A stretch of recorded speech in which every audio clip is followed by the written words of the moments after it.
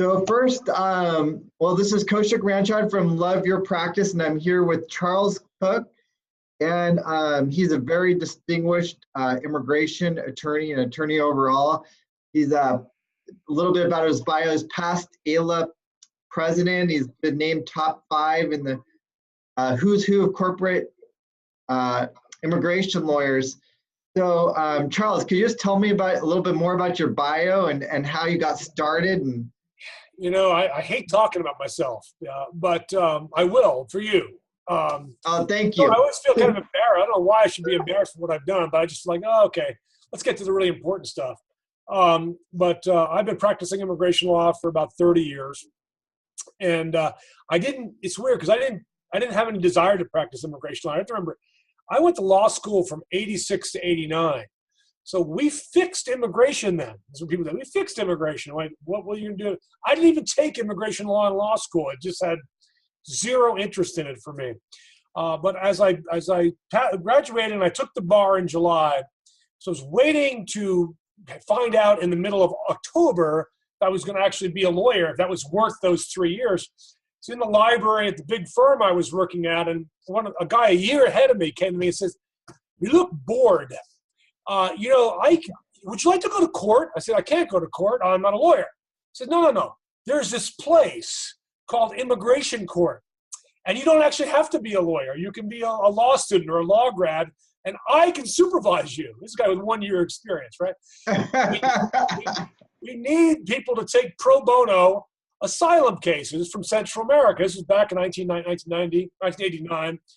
And I said, okay, I speak Spanish fluently. I'll be happy to do this. So I got assigned this Guatemalan farmer case from 1989. And before I passed, I took that case like July 30th or August 1st or something, right after I took the bar. And we had a trial. We had a hearing in that case before I passed the bar. I mean, this is back when this happened. That doesn't happen today. And we won. I mean, I got the guy asylum. I thought, this is cool. That is so awesome. It's really cool. So can I have another, please? So I over the course of the next 2 years, as I'm doing general litigation at a big firm, I started taking these series of pro bono cases. And after about a year, I said, I really love this stuff. I better get a book. I better figure out how this works. So I began teaching myself immigration law, joined AILA, I'm in Arizona at the time, joined the immigration bar section on immigration, which had 5 members in it in Arizona. It's a very small bar, and immigration was even smaller.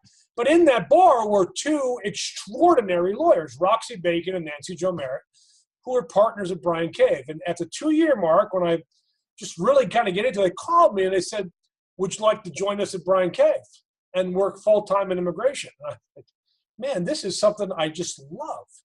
And so this is how I got into immigration. It was really doing pro bono work. I've never abandoned that.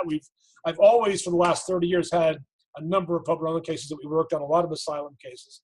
But I just fell in love with the whole forest of immigration, not just any particular tree. And that's why, as a firm, we do everything. We're not just a business immigration law firm, although that's one of my specialties, but we really do everything in immigration law, because I believe that you have to know what the forest looks like to be able to tell the trees apart. And so that's kind of how I got into it. It's just really by accident, because I wanted to go to court.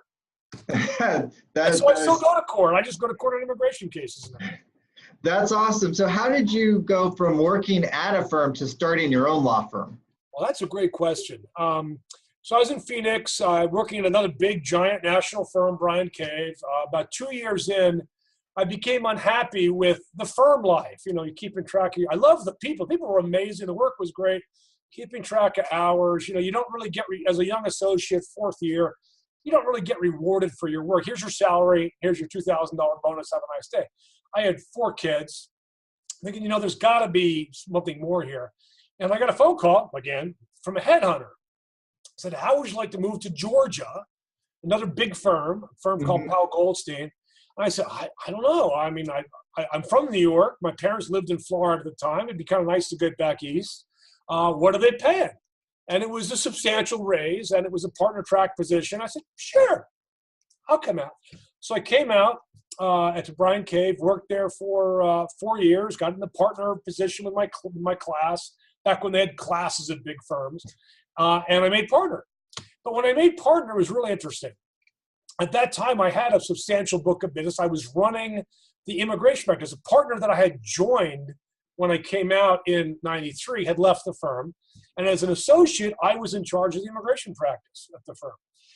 And so I had a book of business that was my own, that walked where I walked. And I said, look, I'm in charge of this business. I've got this business. I'd like to be an equity partner of some level, or multiple levels of equity partner. And there was 10 of us in the class. And they said, we don't make anybody equity partner. I said, look, I'm the only guy in the class that's got, everybody else is a drone. I mean, I'm running this practice.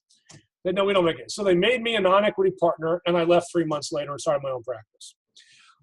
And it was great. It was 1997. I had, for a time I was with a partner. I then became partners with Dale Schwartz, so just a tremendous immigration lawyer here in Atlanta. We did that for a couple of years together. And then I made the mistake of taking another phone call from another big firm. And it said, this is a great question. What would it take, imagine getting this phone call, what would it take for you to come tomorrow and run our nationwide immigration practice? This is a bizarre question because I knew they had people there. And well, those guys literally just left to another law firm, and we want you to come in and keep that business here. We don't want it to walk. And I said, I'll get back to you. So I called my wife and said, I just got this phone call. What do you want to do? She said, well, talk to our financial guy. So I called my best friend who's a financial guy. He said, well, you look at this, do that, and give him this number. So I called back and I said, here's the number. They said, we'll get back to you in a minute. Like an hour later, they called back. You're starting tomorrow. And literally the next day, I was at Littler Mendelsohn. And it was a unique experience. Littler is a nationwide firm that only does labor and employment. Now, if there is ever a match for a business immigration lawyer to get clients and develop business, it is a firm. It's the largest labor and employment firm in the country. Who do they work with? HR and general counsel on employment matters. And what is immigration if not employment matter? But you know what? It was a really hard sell to the 35 offices and the 200 partners. And I just realized the slog at the big firm is back. I had gone from not keeping track of time to keeping track of time again. And it was just a nightmare. How many years did you have your own firm before you went to Littler? I was 2.5 years. So, I had been on my firm, but I learned, one, how to make money, because my partner, Dale, knew how to make money. So I knew how to really balance the books and how to cut costs and how to properly charge and not do free consults and really to run the practice like a business. And Dale was great at teaching me that. And you get back to the big firm and it's the same thing. They don't collect their bills. And in December, oh my God, we don't have any money. And we got to collect. It's like, this is not, you got to keep track of time and you got to bill by the hour, but you can do flat fees. And I was literally wasting 40 hours a month doing billing, either doing it myself or billing, literally doing pre-bills. It was a nightmare. I said, so in February of '03, we came to a mutual decision. You know what? I'm clearly not cut out to be a big firm partner. This is not going to work for me. So we started back on our own practice. I had a couple partners that left. They were actually senior guys at Littler. Their practice was kind of winding down. So we became partners for a couple of years. They ultimately retired. And so I had the practice now for over 15 years, and it's been remarkable. We've seen steady growth every year, but 09 and 08, 09, which is weird because that's the same year as I was AILA president. So not only was I spending 1,500 hours a year being AILA president, which that's what you take to do that, it was a recession. I mean, literally, people just stopped calling. The whole country shut down, and it was a nightmare a couple of years. But we didn't lay a single person off. I took a huge salary cut. My staff took salary cuts, but we laid nobody off. And then in 2010, we were able to give everybody back all that money that took us cuts, and we've been growing ever since. And it's been, in the last 3 years, we've been among the top 500 fastest growing immigration firms in the country. But really, it's a decision. It's a mental decision. to be successful, to run a practice that's entrepreneurial, and that's really focused on service. One of the things I always tell my staff is that there's a million immigration law firms out there, good immigration law firms. The difference is service. So if the end product is going to be essentially the same, but you can differentiate yourself by giving great service, then you're going to get the repeat business. And that's what we're trying to focus on. That's awesome. Yeah, and that's how you get that, build that client loyalty and get clients to come back to you. So absolutely. And when you first started your practice, what were some of the ways that you were able to generate revenue? Because I think this happens to a lot of lawyers. They get fed up with working for a firm. They start their own law firm, but then they're so used to getting referrals from in-house. Like, oh my gosh. Actually, this actually happened to me because we ended up bringing in 2 lawyers. We opened another office, a satellite office, and I hired 2 partners out there. And they came from big firms. They're great lawyers, but they had never worked outside a big firm. And they get to me, and all of a sudden their sources dried up, because they didn't know how to generate business outside of the partner calling you that his client wants to get this done. What I learned is you have to hustle. I learned that advertising works. But I think the most important thing that I did, the choice I made was we were going to be involved in the immigrant community. So the benefit that we not only are a business immigration law firm, but we do family immigration, we do employment, we do litigation, we do deportation work. And I felt it was really important to be involved in the communities that we primarily serve. So we've got into the Spanish-speaking community and the Korean community and the Russian community. And we got involved in community organizations, and we showed up at events, and we donated to the causes.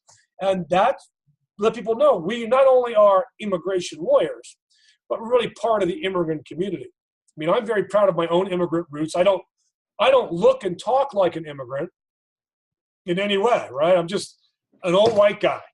But my grandparents are immigrants from Germany. I grew up in an immigrant household with my grandparents from Germany, whose English was very studded with German words, and my dad, whose first language was German. I grew up eating German food. Now, it's not the typical immigrant community today, but trust me, when your grandparents haul you off to some nightclub that filled with old German people, trust me, you grew up in an immigrant community. So I understood what it was. Now I don't speak German, I speak Spanish fluently. And I lived for 2 years in Peru, and so I have an affinity to the Spanish culture, not the German culture. I still love Wiener Schnitzel, but I also love guinea pig from living in Peru. And so I get involved in the community. And then the other thing we did, we made a conscious choice to also speak out, not only to be involved, but to fight for those communities. So when anti-immigration legislation came forth in our state, we sued. I mean, we said, we're not going to wait for the ACLU, or we're going to sue. And so we sued. And we spoke at the legislature, and we talked to the press. And I just felt it was important to be vibrantly involved in the community. Far too few immigration lawyers get vibrantly involved. We could actually be a far more potent force for good in our communities if we would take a little bit of our time and actually show up at events and donate to causes and be sponsors of things. And I think when you do that, people respond. They see you as somebody that's willing to fight for them, which we are. I mean, it's not illegitimate.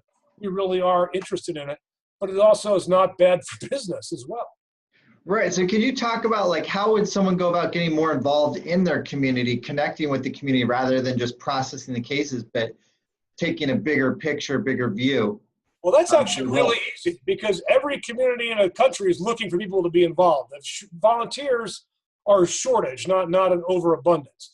So you look at wherever you are, if you're in Memphis or you're in Kansas City or in Salt Lake City, who are in whatever community you want, whether it's Latino or German or Brazilian or Samoan, what are the community organizations that serve those groups? Is there a battered women's shelter? Is there a community organization that speaks on their behalf? Every year, everybody's got a gala or they have a golf tournament. Sponsor it. Write the check for $1,000 or $2,000. That money will come back to you in droves over the years. Plus, it's tax deductible anyway, so you're only donating 60% of it at the end of the day on taxes. So say, look, I'd like to be on your board. I would love to sponsor the event. Can I put up a booth at your event so I can answer questions to people. And then we got involved with of course, the media. You take a reporter out to lunch. You go to your local newspaper and find out who the immigration reporter is. Hey, can we go to lunch? I want to talk to you about immigration stuff, but what's going on? And I've got a list of things to talk about. And it's not like there's never a shortage of immigration craziness that's happening every day. I spoke this morning at a Chamber of Commerce event for a Georgia Spec Chamber of Commerce, and the issue was state of immigration. Okay, well, I just took the 5 most recent crazy things that USCIS and ICE have done, and you talk for an hour on that. So it is, and reporters reporters need stories. They don't just come to the morning. They go write about this. They need stories, and also as part of that as well as getting involved in the social media community is also vitally important. I think that, that's such a great suggestion, getting involved in your community, because I think people are always looking for the hot, shiny object, but this is just a very traditional way that works. And sometimes it's this shovel out and you get in the ground, and right. You got to dig for the gold. It's not going to grow on a tree anywhere. And yeah, you might get that one-off great case, but really the ability to grow your practice lies in how much work you're willing to put into that practice. And it's not a question of spending dollars on advertising. I have wasted more money on advertising than some people make in a lifetime, I think. It just seems like I've learned my lesson, and I wish I had read the books beforehand about where it works and where it doesn't work. Throwing money at advertising is not really the way to establish a presence. Yes, it might work for PI lawyers because they have so much money, especially the big names. They can just rake the money in and then spend their $3 million because that's a drop in the bucket for them, because they get that one case that's going to pay for everything. That's not the case for immigration lawyers. Every case is $500, $800, $1,000. You've got to do thousands of cases to make that money back. So you have to wisely spend your advertising dollars. It's better to spend that money in community organizations, on the ground, answering questions, or even in social media, than it is putting an ad on, Univision or Telemundo or something like that. Can you talk about one of the biggest mistakes or the most money that you've spent, and how you also learned from that experience too? I have a long list of how much money I've misspent on growing my practice, not the least of which is opening offices that I really shouldn't have opened in places I had no business doing work. I've come to the conclusion on that, by the way, that you shouldn't practice outside the area in which you're licensed. I mean, I have a Charlotte, a Miami, a Salt Lake office. You know what? You don't have time. If you're really good at what you do and you're splitting your attention between those offices, you're losing focus. And that's the conclusion I've made. But as far as spending money, I have wasted probably hundreds of thousands of dollars on print advertising over the years. Print advertising, especially in the last 5 years, you might as well take your money, wrap it in an envelope, and flush it down the toilet. Because nobody reads newspapers, nobody reads magazines. Those are history. Those are history. What you really want to, and I've spent also lots of money on poor radio or television advertising. It's not well done and targeted, because you can waste money very fast in advertising. The people making money in advertising are the salespeople. That's who's making money in advertising. Right. You have to really target what you're doing and where you're doing it. And that's what we've done. I mean, we do I believe if you want to grow your practice, you need to spend money in advertising. And a number that a lot of people throw around is anywhere from 5 to 10% of your gross revenues. And I believe that's a good number. You get beyond that, you're wasting money. If you're below that, you're probably not maximizing your capabilities. Unless you want to, I'm happy running my office out of a coffee shop. Great. You don't need to advertise on Univision. But if you really want to have a sustainable practice that you can build on, that one day you could possibly sell, then you've got to actually be serious about how you're doing this and really put a direct focus on it. And I agree, you have to be extremely strategic. And I think the problem with the sales reps is a lot of times they come to you and they just want to do what's called branding, advertising. Just put your big logo and name there and not focus on getting people to call you. And yeah, it's important to get your name out there, but it's more important to get people to call you. So, you bring up branding. Branding is actually really, really important, because you want your name to be associated with success. You want your name to be associated with good service. You want your name to be associated with good value. But you don't just get that by throwing your name on a billboard. Okay, we have one guy here who advertises, he's the strong arm of the law. He's got his arm. He's the strong arm, right? I love those advertisements. Everybody's got somebody like that wherever they are. But I know nothing about that guy. He's a lawyer. I don't know if he's a good lawyer, I just know he's the strong arm. So he's branding that, but who knows if he's a good lawyer? Now, he'll get calls from people because he's the strong arm, but he's not getting calls from people if they don't know he's a good lawyer. So how do people know you're a good lawyer? Well, the press talks to you. You've got cases, you've taken pro bono cases to the courts. You've testified in Congress and had that covered. You've done things that people pay attention to that lend credence to you. And really your name being in an article is better than you being the article. And so that gives credence. So the branding has to be done strategically, but also you can do branding without spending, $100,000. Exactly. And I see that branding is a byproduct of just doing your advertising, and you focus on, like you said, building your credibility, building your expertise, and then doing what I call direct response advertising, getting people to contact you. And then the branding is also happening at the same time. And Google, one of their latest ways that they're evaluating websites is by branding, like by looking up by the number of searches that are unique to your name. But that's really, you can't really just build your advertising off of branding alone. It has to be synergistic with everything else that you're doing. Exactly right. I'm fortunate in the web world. I'm fortunate. I own immigration.net. I mean, that's my website. And so, I've really never spent $1 million on SEOing that, because I don't have to. It's immigration.net. And so it comes up naturally in a lot of searches. But we've loaded our website. We have over 2,000 pages of information in English and Spanish on our website, because I believe information is power.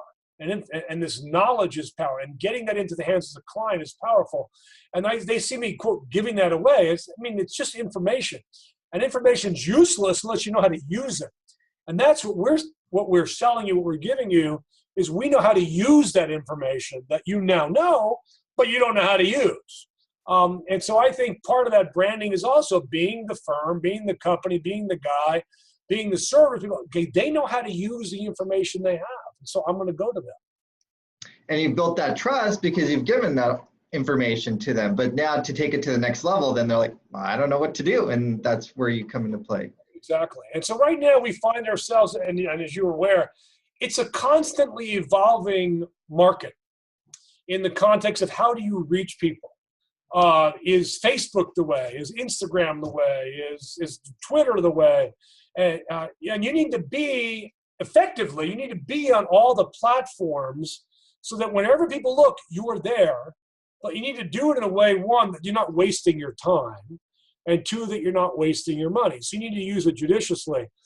Most lawyers are too busy being lawyers, especially immigration law. I don't know a single immigration lawyer that's not busy with something. But are you effectively using your time? And thus, how do you learn the newest Google thing? How do you learn the newest Instagram thing? Do you talk to your kids? Hey, what am I doing here? Kind of stuff. But you have to stay on top of stuff. At the same time, you have to maintain your professional abilities and be able to serve those clients. Because if you keep bringing clients in, but you don't return their phone calls, trust me, those reviews are going to go up on Facebook too. And back in the day, you could remove bad reviews from Facebook, but now you can't. And so you've got to make sure you're getting those good reviews by giving good service to people. Can you talk to me about, so you're doing so much, you have like 40 people in your firm. You mentioned you had 4 kids earlier, plus, you're running this full-blown practice. How do you manage your time, like between lawyering, running the firm, and marketing and all of that? Well, don't forget my church stuff. I don't work weekends ever.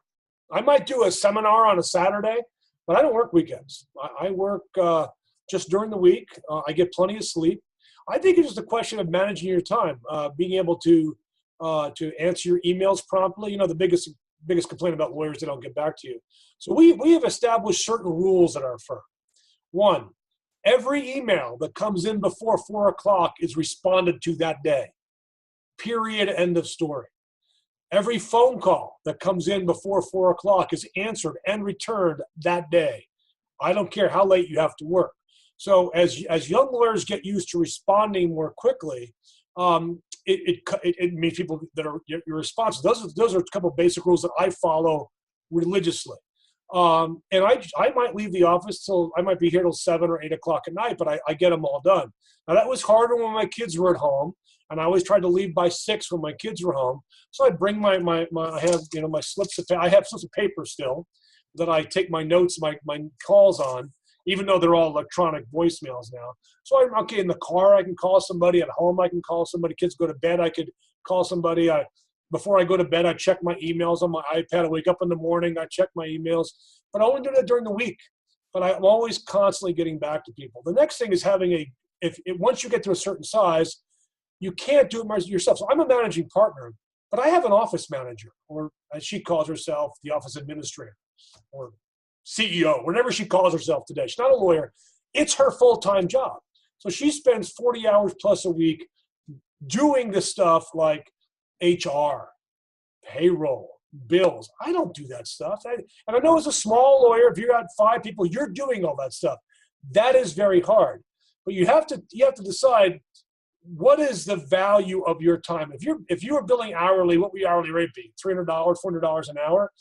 Well, should you be doing payroll at $300 an hour, or should you be hiring somebody at $20 an hour to do that? Well, I think that's such an important point.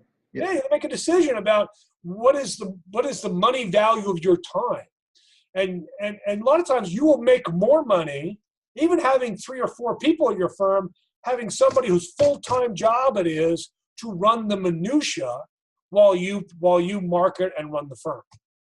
That's been, so what happens is, like, when you start off, the biggest challenge is getting enough clients. And then after you get enough clients, it's that the problem you just mentioned, it's just getting buried in the minutia. And that is a problem that I was facing, just buried in the HR and all of this stuff. And that was one of the best things that I did, was have an office manager, have a client relations manager, take off of the minutia so I could see the big picture, still focus on bringing in clients, keep abreast of the law. Otherwise, you'll just go crazy. Well, you will. And when I left Littler, we had 6 people. And one of those was an office administrator. And that has made all the difference. I mean, I remember when I first left my first law firm, it was me and 4 paralegals. And I was literally doing payroll. And I did that it was, I took tax law in law school, but doing payroll, really? This was stupid. This is before, this is literally manually doing payroll. And I realized within a month, this is stupid. I mean, I can't do it. I've got to hire somebody. So we did have somebody at that point. But even as 4 or 5 people, you could hire a part-time person to do that. But you shouldn't be doing the minutia stuff. That's just crazy. If you're a solo, of course, this is what you do. You have one person. I get that. But you get a certain point in your practice where you're growing it so you can maximize your income and maximize your client service and maximize your knowledge. You can't be everything to everybody in a firm. Right. And that's what we've done. You talked earlier about you can't just be focusing on the law as an entrepreneurial, law firm. And I think that's where a lot of attorneys get stuck, is that's where we're trained in law school. We're going to be the best lawyers, but we don't, then you go in and you start practicing, you don't realize, like, well, if I'm just focusing on that, I'm not going to get any clients. So it's a balancing act. You got to be a great lawyer, but you got to be also great at getting the clients. So can you talk about that? Well, it's funny. I teach law school at Emory, and I teach the immigration law class. But part of that class I talk about, at least one of the classes, is how to be a lawyer. They don't teach you in law school how to get clients. They don't teach you how to run a law practice. They don't teach you how to make money. I guess they presume once you have a law degree, you can pay your $100,000 loan from the money tree growing in your backyard. And so one of the things that I've learned over the years, and which I try to teach my young lawyers, is you have to be entrepreneurial from the beginning, from the very day after you pass that bar exam. It's not just a question of keeping abreast of the law, which we expect you to do, which is why an AILA is so important, because you can literally be fed. Here is your email for this hour. Here's what changed an hour ago. And literally all day long, you can be staying up to date on and abreast of the newest breaking issues in the law without having to study them for 10 hours. You can look at the InfoNet. Here's my 3 summaries for the day. Oh, that's an interesting case. I might look at that, or it's in the back of the brain as something that might happen. That's what my lawyers come to me. I have a question about X, and I'll go, I read something about that a couple of years ago. Why don't you look here? And they come back. How did you know that? Because I read it on InfoNet 2 years ago and just kind of stayed in the brain, just in those recesses where they have that little extra, that sticky note that's on a file from somewhere. You read that. But, teaching people how to be entrepreneurial, what I've found is that not every lawyer is. There are, and I learned this young as a lawyer, there are minders, finders, and grinders. The minders are people who are great with keeping clients happy. They're great client service people, but they're not entrepreneurs, and they don't really grind out a lot of work. Then you have the grind guys that will sit in their office 12 hours a day and just write and type, and they're awesome, but they have the personality of a rock, and have no way of really getting clients, but their work product is amazing. Those people become partners too, but they become a different type of partner. And then you have the finders, people who are really very entrepreneurial. We always try to find lawyers that are entrepreneurial, that are good lawyers, but also are entrepreneurial. And we reward entrepreneurial spirit in our firm with how we compensate people. But it's important to know that you have to be willing to speak. For example, every Friday, like today, we do a Facebook Live on our Facebook page. And we rotate our lawyers, even our young lawyers, we rotate them through. For 10 minutes, they talk about the cutting edge issues of the day. It might be DACA, it might be a court case to talk about it. Then they take questions online. Now, the young lawyers always do it with the senior lawyer, but we all take turns doing this. And then for that next week, those young lawyers are in charge of answering the questions online that come in as that video gets promoted. And we get 14, 15,000 views a week of those Facebook Live videos. But people get answers to their questions. It's not legal advice. When it says, I've got this situation, say, look, you might want to come in, but the general law is X, but you should come in for an appointment. Just giving general legal advice, of course, with the necessary disclaimers.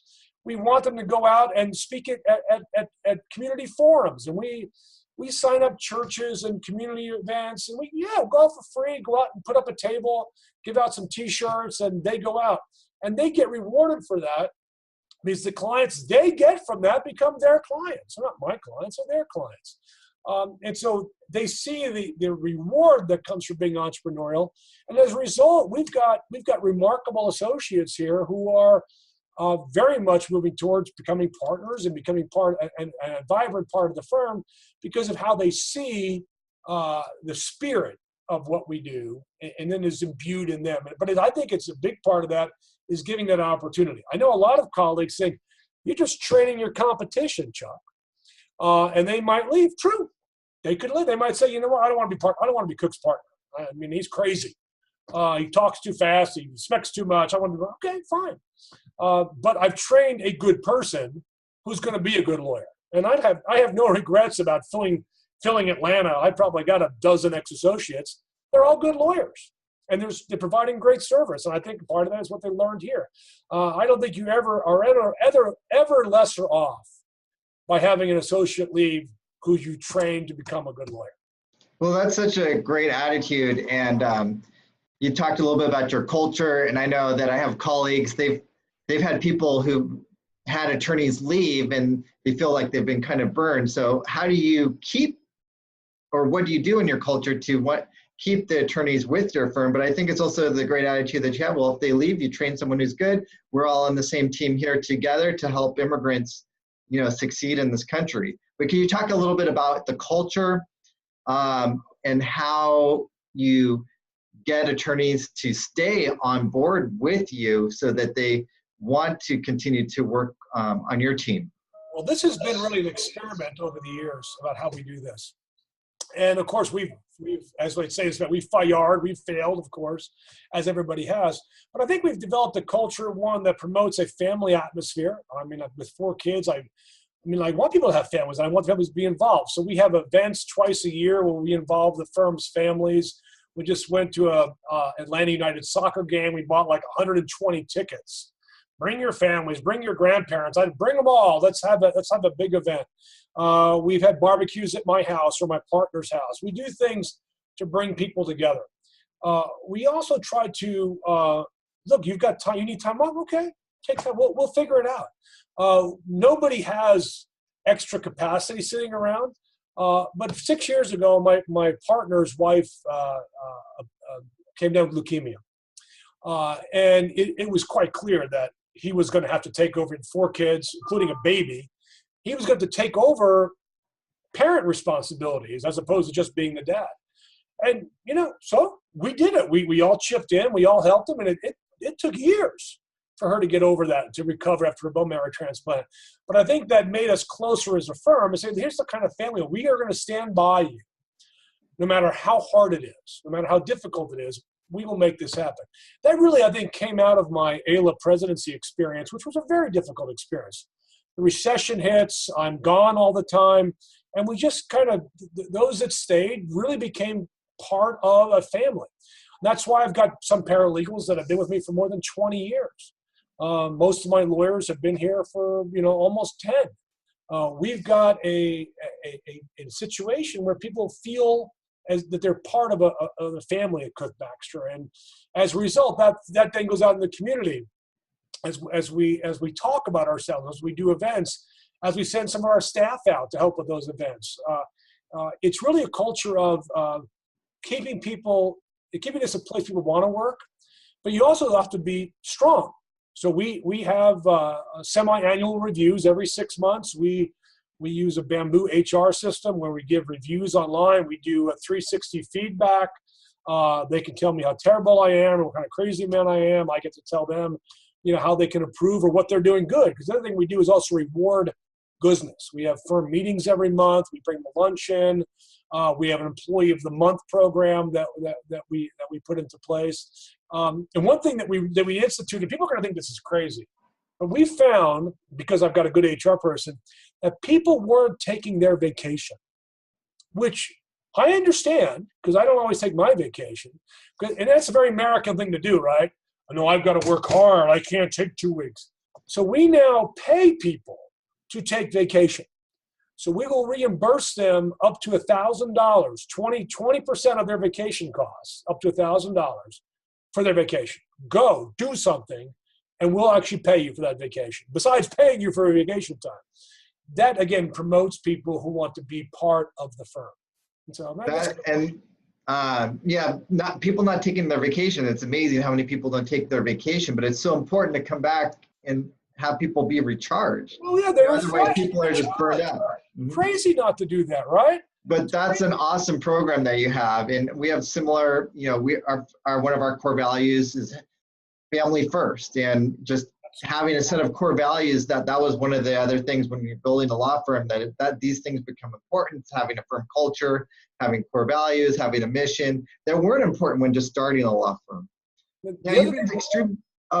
The other thing we do is, people say client's always right. That's not true. The client's not always right.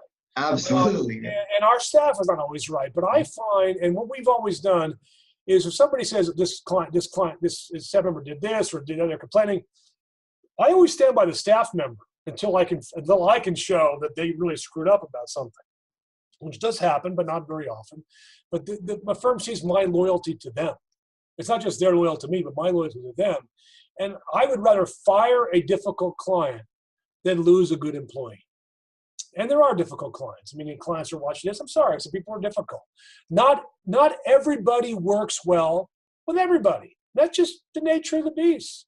And I'd rather pass on a client and refund him his money and wish him well than lose a long-term employee who is invaluable to my firm. That's amazing. That's and I agree with you wholeheartedly. You talked about Facebook Live, and can you share more about that? Because I know you've been extremely successful with that. When you started it, the results you've seen, what works for you? Well, Facebook Live is a remarkable free tool. I mean, this is something that Facebook just gives you to promote their platform, but also lets you go online and just do a video. I mean, you take your phone out and you do a video. We actually have upgraded to an actual camera to get a better picture with actual audio and the clips and the microphone and stuff. But what we have found is that when you give clients information, when you give them up-to-date information, timely information, you're going to get credibility in the community. Now, the beauty about Facebook Live, so you record a video, it's not recorded, so you're on your firm Facebook page, and if you don't have an active page, you're crazy, because it's free. Why wouldn't you do something that's free? It costs you literally nothing to put whatever you want up on your page. It's just time. And you can do that at night while you're watching S.H.I.E.L.D. or whatever on television. I put that because I watched S.H.I.E.L.D. last night, right? Working on my Facebook page. So put the video up, and then when it's done, you have an opportunity to boost that. So usually we'll be live. We'll get 300, 400, 500, maybe even 1,000 views live if it lasts long enough of our Facebook video. And we promote that all week long using Boost. So it says, do you want to boost this? So then you click on the boost, and you can say, to whom do you want to boost this? This is like being a Russian election operative. All right. Now you have an opportunity to say, who should see this video? Well, if it's in Spanish, I want Spanish speakers who live within 50 miles of my office, between the ages of 18 and 55, who are interested in politics or immigration. And Facebook, you can drill down to very minutiae bits of information. And that becomes my protocol, my standard audience. And so I call mine Georgia Latino, and so we click on that, and we pay $75. And every day for a week, we promote that. And over the course of the week, that'll be promoted to 80,000 people. And it will show up, and what it does, it shows up in their feed. Everybody's seen this on their Facebook. Why'd that come there? You're being targeted by somebody. And it automatically plays. Now, it plays without the sound, thank God. No, what's Kuck talking about now? And so we end up getting 15,000 10-second or longer views, which is what you want. You get a 10-second view, they're going to watch a lot of that Facebook Live. Plus, it says, oh, they're answering questions. I've got a question, and I'll stick it on there. Now you're in their mind as the lawyer who answers questions, and they might not have a question, but they go, oh, there's that guy I saw on Facebook. And so it cost you $75 to reach 80,000 targeted people. You can't buy that anywhere else. It doesn't exist anywhere else. And so not doing Facebook Live is actually crazy. Yeah, and I mean, we don't know how long it's going to be this cheap. So I just behoove everyone to take it. You don't know how long Facebook's going to be around at this point. So right. And what I love about it is just the targeting, the reach, and that you can just get on with your cell phone. And it's so easy. I'll tell you what we did. I went to Peru recently to do a series of seminars on immigration, how to legally immigrate to America. Well, how do we market this? We did a Facebook Live video. We went in and said, we're going to Arequipa, Peru. Okay, we want business owners or people interested in business. We want people interested in the United States. We want people interested in politics. We drilled down. We came up with an potential audience in a city of 1.5 million people of about 30,000 people. That was the audience on Facebook, 30,000 people. And that cost us, for a month of advertising, cost us $100. Unbelievable. No, it was crazy, right? So we got to Arequipa. We had 120 people come to our seminar. So my built-in cost for all that, maybe it's $3,000, $4,000. I get one client from that. It pays for everything. And I've been on vacation as well. So, I mean, we've done this in Peru, Colombia, Chile, not that I'm telling people to do it, but it's an opportunity, because the reason I do this, and I go to other countries to do this, is don't you get tired of people that come undocumented when how do I get legal? Well, you can't. But if you had just done this 2 years ago, you'd have a freaking green card today. Well, I didn't know. This is our opportunity to teach people how to do this correctly. I love it. So, when we did our AILA Lunch and Learn, I just noticed you're having fun. You don't seem, totally stressed. So how does mindset play in this for you? Like, well, I'm a glass half full kind of guy anyway. So for me, every day you wake up on this side of the dirt, you're in good shape. And I just having fun. I'm having fun at what I do. And even when my kids were little and life was a struggle, I still had fun. I just think life is awesome, and I think this country is amazing. I would love to get more people to have an opportunity to get the kind of life that I've been given. I grew up, my family was very poor. I'm the grandson of immigrants, but I've been given chances that I would like other people to have. And people ask me what I do. I make America every day. That's what I do. I make America. And if we can make more people like me, more people like my grandparents and my parents, we're only going to be stronger as a country. The whole boat's going to rise, which is why I fight so forcefully and speak out so forcefully against the anti-immigration garbage that's coming out of Washington, D.C. these days. We are on the right side of history. We are. And it's good to know that we are on the right side of history, that we are correct. We know that without a doubt. We shouldn't be afraid to proclaim that from the rooftop. We should wake up happy to know that we're on the right side of history. I think that kind of helps my mindset as well. And I'm not going to let the bastards get me down. It's a favorite saying of my father-in-law, don't let the bastards get you down. Okay, they can do all they want. We are going to prevail. At the end of the day, we are going to prevail. I love that. And it's so important to just keep that positive attitude, positive mindset, especially, sometimes there's a lot of things coming at us. So it can be easy to get distracted, but just have fun, like you're saying, you just have fun, and I can tell you're having fun, and it's great. Well, plus we do litigation. I think part of the process with a lot of business immigration lawyers is they're just dealing with paper all day long, and they deal with immigrants. They never interact with the government. This is why I love suing the government. This is why I love going to federal court, because now you're taking out your frustrations. You're just, I'm going to sue these bastards. This is going to be fun. And, you never lose by doing that. You might lose the case, but probably not. You're probably going to win. But it's really like getting your frustrations out. It's like taking an axe to a door and saying, I feel so much better now. Well, my axe is the courthouse, and I'm going to take that. They take that immigration to the woodshed, and we're going to have some fun. Awesome. So if there's, one thing that you would recommend to an attorney to do to take their practice to a next level, what would that be? Well, there's a lot of things. One, if you're an immigration lawyer, you better be part of AILA. But if you're just a general lawyer, you got to fall in love with what you do. If you don't have a passion for what you do, people will know. People will know. If you're a workers' comp guy and you don't really like it, people will know. If you're a PI guy and you don't like it, people will know. It will be reflected in your attitude and your work. If you don't like people, people will know. So I think it was my one piece of advice: love what you do. And if you don't like being a lawyer, do something else. But if you love being a lawyer, you love what you do, that will come out, and it will come out in your practice, and it will be demonstrated and rewarded in your practice.